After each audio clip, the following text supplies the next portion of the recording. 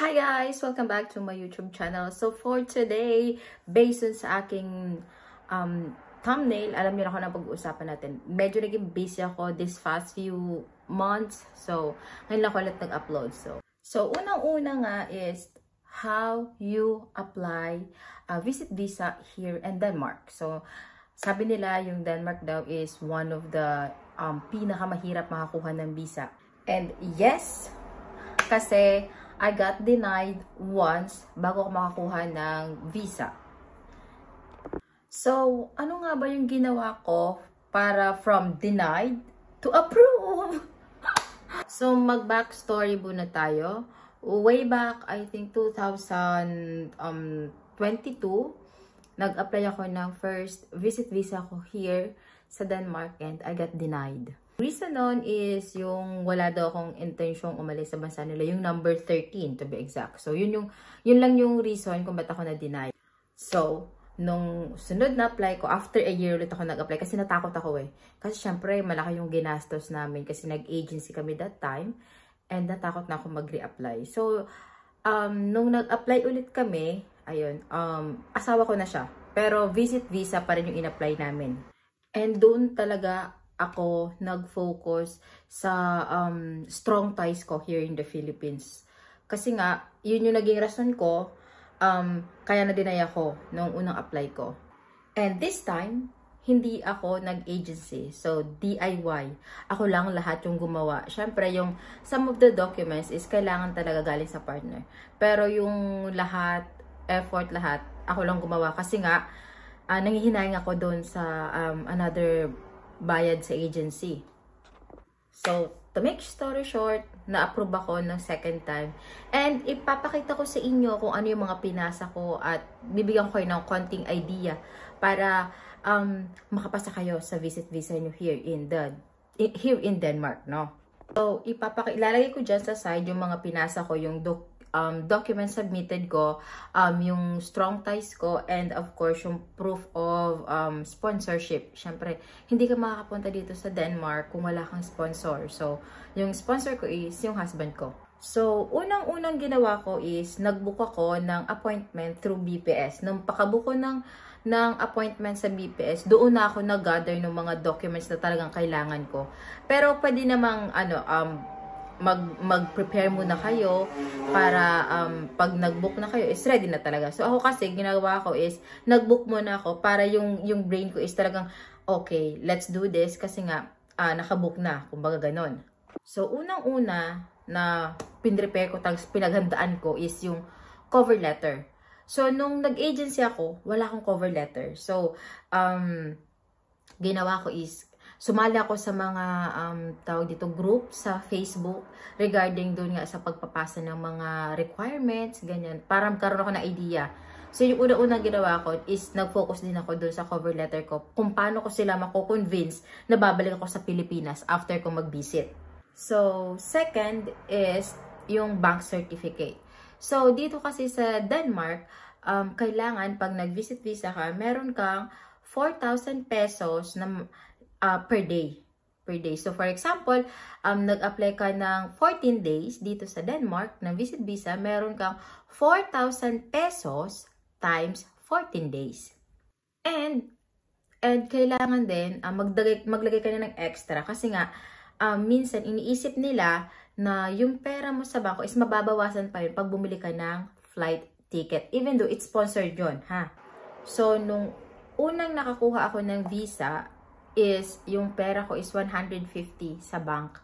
Tapos ang apply ko noon is 20 days lang. So dito sa Denmark. Pangatlo, dapat meron kang flight reservation. Flight reservation meaning to say hindi mo talaga siya i-book, reserve mo lang siya kasi pag binook mo yun tapos na-deny ka, sayang. So yung pinaka magandang gawin is mag-reserve ka lang ng tentative na flight mo kung kailan mo gustong pumunta dito sa Denmark, back and forth. So, yun yung pinaka-isa din na kailangan isipin nyo na pag nag-book kayo ng flight nyo, kasi nga mag-apply pa lang kayo, is dapat reservation lang. Kasi, pag nag-confirm na kayo or pag nabook nyo na talaga yung literal na binook nyo siya, which is expensive yung ticket, is hindi pa kayo sigurado kung ma-approve ba kayo or ma-deny. So, yun din, kailangan reservation lang. Next is, nagdagdag din ako ng travel itinerary ko. Ayun. So, yung travel itinerary mo is yung ano lang yung parang yung sa flight reservation mo. So, okay lang yun. And next is, gumawa ako ng day-to-day itinerary ko as in day-to-day. For example, ang dating ko dito is 17, tapos hanggang katapusan ako, ganon. So, talagang day-to-day, ginawa ko siya. Mabilis lang naman yon kung marunong kayo sa Canva, ganun lang. Yung araw-araw na gagawin nyo. For example, gumawa na lang kayo, for example, search from the places here sa Denmark na kunwari bibisitahin nyo kahit hindi naman. So, ganon. Yung day-to-day itinerary yung ginawa ko. Next is travel insurance. Ayan. So, kung may mga travel insurance kayo, kasi ako wala akong travel insurance nung mga panahon-panahon. So, nung nag-apply ako nun is kumuha ako ng travel insurance. Kung ano yung araw ng alis ko sa Philippines hanggang sa pagbalik ko sa Philippines, ganun yung kinuha kong time frame ng insurance ko. So, ang kinuha ko nun is Malayan Insurance yung kinuha ko that time nung nag-second visa. So, yung sunod naman is, dahil nga kasal na ako, nung time na second apply ko, kasal na ako. So, kailangan kong mag-provide ng marriage contract and pin-apostle ko siya. So, yun din yung nakadagdag siguro. 1 point na din yun. And kung nagpapadala naman yung mga jowa nyo or asawa nyo, PayPal remittance o yung mga resibo ng PayPal.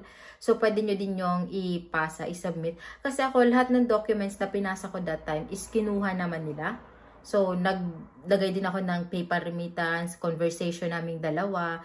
Tapos, yung family niya, kasi medyo nagchat-chat na kami nung sister. So, yun din, nilagay ko din yun, pinasa ko din. Syempre, importante din yung photocopy of my passport. Ayan. Tapos, photocopy of my birth certificate. So, yun yung mga pinasa ko. So, iba pa yung sa partner ko, yung galing sa partner ko. So, yung galing naman sa partner ko is invitation letter or yung VU2 invitation, which is online yun. Yung partner nyo yung gagawa nun, kung hindi nyo pa alam. Yung partner nyo yung gagawa yun. Invitation yun, tapos bibigyan kayo ng para pag nag-apply kayo, yun ang ipapakita.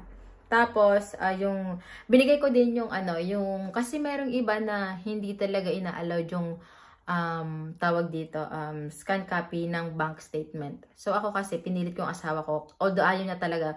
Pero sabi ko, kailangan. So, hiningi ko yung statement niya ng bank account, 6 months. Tapos, yung payslip niya ng 6 to 8 months. Yun din yung pinasa ko. Tapos, scan ng kanyang work contract. So, napaka-importante din na kailangan yung asawa nyo or yung mga partner nyo is meron silang work. That's very important. Tapos, hindi naman kinakailangan, pero kasi talaga sinigurado ko na, kasi nga pangalawang beses kong mag-apply, kasi nga, di ba nung una, na-deny ako. So, hiningi ko din sa kanya yung yellow health card niya, copy ng passport niya, tsaka yung mga stamps, kasi nakabisit naman siya dito sa Philippines. 4 times siya nag-visit sa Philippines bago ako ulit nag-apply. Tapos, yung driver's license niya, yung mga kasi that time bago ako nag-apply, pupunta siya ng Philippines. So, binigay ko din sa kanila yung ticket niya. Ticket papunta ng Philippines that time. Tapos, yung copy ng apartment ng husband ko. So, yun yung mga pinasa hiningi ko ng mga documents sa asawa ko para ipasa sa embassy.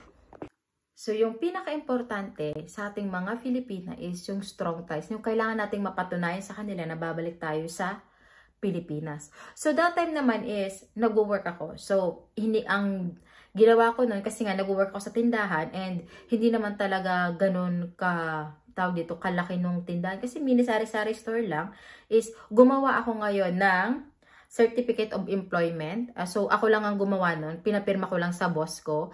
And then, after that, pinanotarize ko siya. So, kung hindi kayo talagang ganun social yung trabaho natin, gumawa na lang kayo, marami sa Google, mag-search kayo ng mga tawag dito, Certificate of Employment, Approved Leave of Absence, ganon.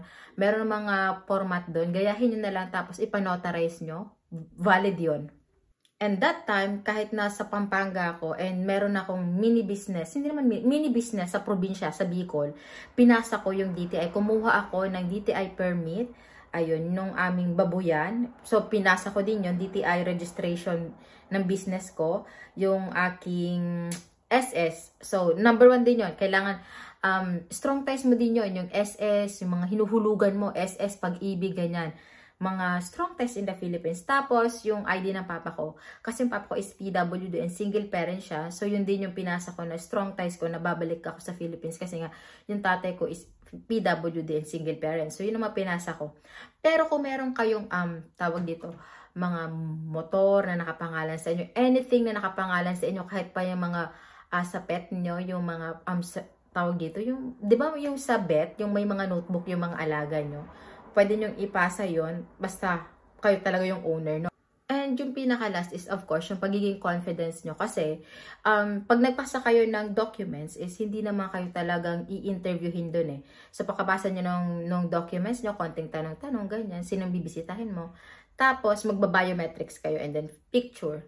So, after that, maghihintay kayo. So, nung time ko is 15 working days yung hinintay ko bago ko ma-receive yung, yung visa ko. But, before that, is meron silang phone interview. Sa phone interview naman, dapat confident ka lang. Especially English kasi yung tanong. So, syempre, English din sasagutin mo kasi nga nakikinig daw yung sa kabilang panig. So, that's important na very confident ka din sa sagot mo. Kung ano yung mga pinasa mong documents, tapos may tinanong sila na nagkamali ka ng sagot, yun. Magiging reason yun na baka ma-deny ka kasi hindi tumutugma yung sagot mo dun sa documents na pinasa mo. So, that's very important din na kailangan alam mo yung documents na pinasa mo. So, much better na mag-DIY ka na lang kasi makakatipid ka, number 1. Tsaka, malalaman mo yung pasikot-sikot ng ipinasa mong documents kasi ikaw yung gumawa. So, yun lang yung maipapayo ko at maibibigay ko sa inyong tulong. So, kung nagustuhan niyo yung video ko, please share and like and subscribe na rin para, di ba, dumami kayo. Char. So, ayun lang. So, kung may mga tanong kayo, you can comment para masagot ko siya. So, bye! Thank you for watching!